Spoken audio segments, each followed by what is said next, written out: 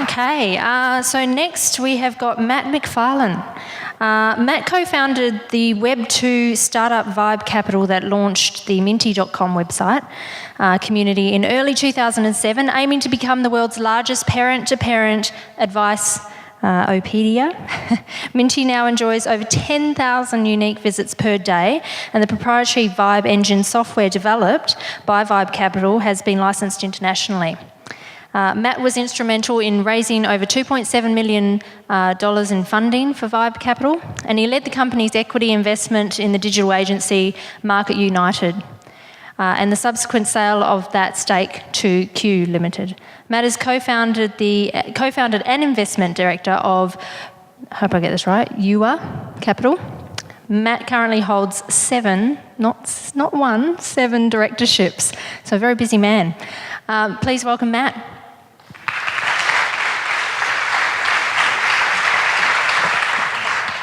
Hi everybody. I've got a lot fewer slides, so but I'll spend longer on each one. Nice to see you all here tonight. Off we go. So my current job is, from my humble opinion, the best job in Perth. I am early stage VC, so I meet with a lot of entrepreneurs who have really cool ideas, particularly in digital media, software, technology, websites, that kind of thing. And see if they're ready to take investment from our fund. It's a $40 million fund, 20 million of that from private investors, 20 million from the federal government. The federal government money is not grant money, it's money that we have to pay back if we make any return, but if we blow it all and lose it all, they're not going to come after me, which is kind of nice. Our focus is early stage companies.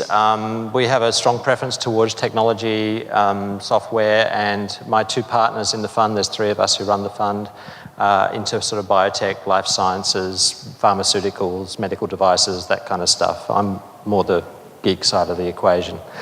Our typical investment range will do anything from $500,000 up to an absolute hard cap of $8 million, but it would have to be a stonkingly good investment where they needed a lot of follow-on funding for us to get up to $8 million, because that would be a very large chunk of our fund.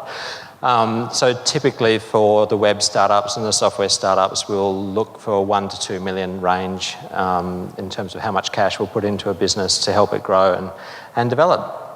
We have a pretty strong focus, because it's early stage, on the Perth market. There are a number of active VCs over east, but I have to say here in Perth there's only one active early stage VC, and that's us.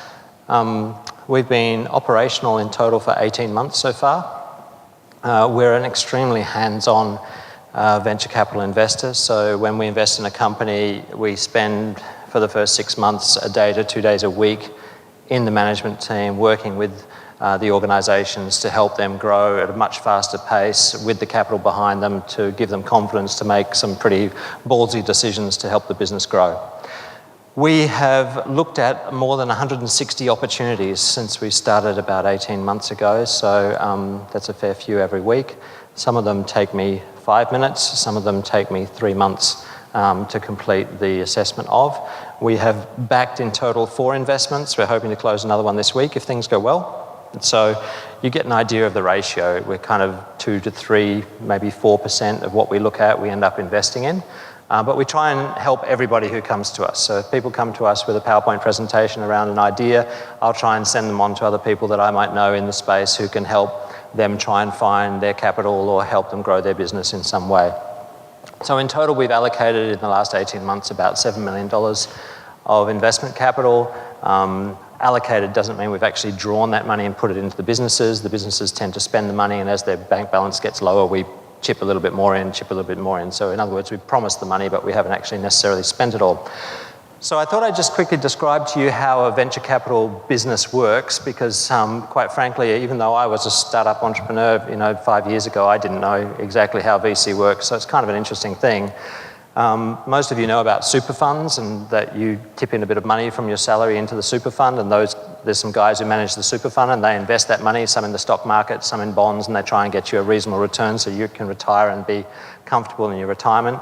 Well, a venture capital fund is kind of the same thing, but you take huge risks and hope for huge returns. So we have $40 million of money from investors in the government, and we look for very high risk, very high return investments. We get paid a small portion of that 40 million to cover our salaries and the costs of doing the deals and negotiations and so on. And otherwise, if we make a really nice return, so let's say we spend all of our 40 million over the next 5 years, and then we sell all those companies, and at the end of the day, we might have, if we're super lucky, $100 million in the bank. That gets distributed in the following way. 40 million goes back to the investors to start with.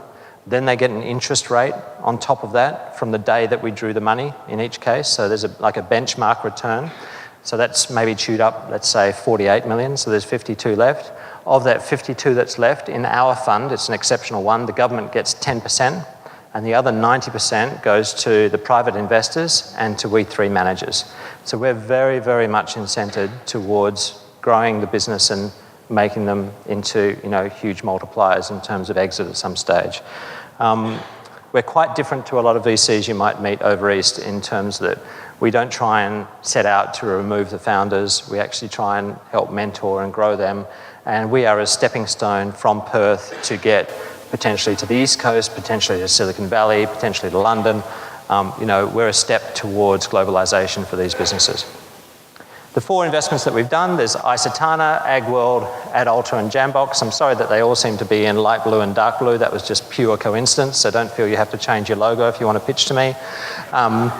Isotana, and they're quite varied. Isotana does video analytics. It's an enterprise play, so it's a piece of software which analyzes a video stream, learns the movement patterns in front of that camera, and then can report exceptions and anomalies. AgWorld is a software in the cloud solution for farmers. So nobody seems to address farmers because they all think they're not connected, but farmers are A, very, very wealthy, and B, extremely connected and interested in new technology. We've got a wonderful iPad app which works on the back of that. AdAlta are doing antibodies based on sharks. The sharks are the oldest creatures on the planet that have antibodies. Antibodies are those little things that scoot around in your body and find bad things like cancer and try and kill them. And these shark antibodies can be used to deliver drugs more accurately. So that's our 3rd investment. They're actually based in Melbourne. And the most recent one is a company called Jambox, which is a guy down in Fremantle called Dave McKinney. For those of you who might know him, he's a musician out of Perth. And he's building a totally personalized online music magazine that sits on the iPad. So it learns everything you love, it farms your Twitter feed, it farms your Foursquare check-ins, it knows what bands you like, it knows what locations you like to go to, and it feeds you up with a beautiful, lovely magazine, Flipboard style, for you to enjoy on a subscription, hopefully. I'll keep going. So, why commercialise an idea is kind of the question that was put. And like Tim, I looked for a definition of commercialisation, and it says it's the process of or cycle of introducing a new product to the market. Now, generally speaking, especially for a VC, market means money. But market doesn't have to mean money. You may want to just get your product out there in order to do some social good or to feel good about yourself or for charitable purposes. So it may be a product that doesn't result in any kind of profit to anybody. However, the key thing I want to say about commercialising an idea is if you are going for something that means a profit, do the work to understand that people are actually going to pay for it. The biggest mistake of entrepreneurs who come and pitch to me is they don't talk about the business model. They don't say, this is where the money's going to come from. They talk all about the product and why it's so cool and how much they've done to develop it. And then when I say, but who's going to pay for it? And why are they going to pay for it? And who has paid for it? And how many people have you met on the street or target customers have you actually gone and chatted to over a coffee and asked them at the end of the meeting, can you put $50 down now just to help me get through the next week so that I can build this product and come back and deliver it to you later? Because people who are your friends saying, yeah, that's a cool idea, go do it, is just not enough. They've got to reach into their pocket and actually want to take money out and give it to you. So it's really important to look for ideas in terms of commercialization that are going to be turned into money. Now, that money may not come from the ultimate consumer of the product. So, for example, if you're producing a television program, the consumers will be the audience, but the people who want to pay for it are either the networks who might be getting money from the government, or they might be the networks who are getting money from advertisers. So that's all just part of your pitch. Where's the money going to come from? One really important point I also want to get across is that ideas without execution are near valueless. It's really important when people come to see me and I'm thinking about investing in things. I'll talk about that shortly, about how important the team is, but it's really rare to find people who actually act on their ideas. Lots of people have lots of ideas over their breakfast cereal, and by 10 o'clock that idea's gone out the window and they've got another idea. It's the ones who cling to an idea and drive it and drive it and drive it, iterate it, improve it, and actually deliver on it that I want to meet more of and back more and more. To give you an idea of what's an idea worth, if a university comes to me and they've done months and months of research into a particular technology, they've got a preliminary patent over that technology. They've filed it as something really unique, so it is a super cool idea. It's been peer-reviewed and published and all the rest of it. And they want to create a company out of that technology, but they have no management team and no one to deliver it. That from a standard VC view within Australia is worth between $500,000 and $1 million. So months and months of work and a concrete patent, and you've got $500,000 to $1 million with no management team. So people who think, I've got an idea that's worth millions and millions of dollars, it's just, sorry, but you're kind of dreaming. Go out and build it, and it will be worth that, hopefully.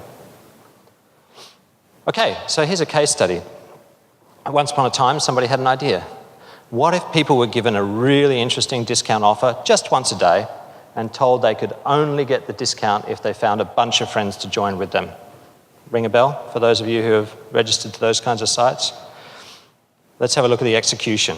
Groupon, out of the US. They launched in November 2008 in Chicago. By October 2010, which is 2 years later, they were in 150 cities in North America and 100 cities in Europe, Asia, and South America with over 50 million users. So that's in 2 years.